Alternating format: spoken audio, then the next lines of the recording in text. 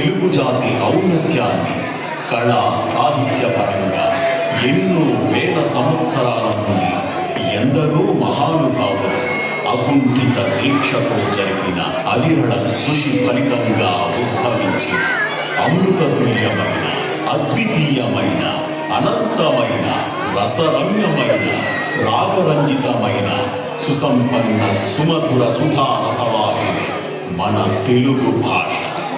మనకున్న తరతరాల తరగని చరిత్ర, సాహిత్య సంపద, సంగీత నిధి, కళా వైభవం, భక్తిరస, సాంఘిక పరిణామాలు అనే మహాసాగరాన్ని మధించి అందులోంచి ఉద్భవించిన అమృత ధారలోని మాధుర్యాన్ని మరోసారి ఆస్వాదించి పునశ్చరణ చేసుకుని తద్వారా మన భాష పట్ల అవగాహనను, అభిరుచిని మరింతగా చిగురింపచేయాలని ఓ చిన్న ప్రయత్నం. తెలుగు లెస్స, తెలుగు కాంతులు, తెలుగు తేనెల జల్లులు, తెలుగు అలకరింపులు, తెలుగు పులకరింతలు, కేరింతలు, కవ్వింతలు, ఇవన్నీ ఓ విధంగా తెలుగు అక్షింతలు.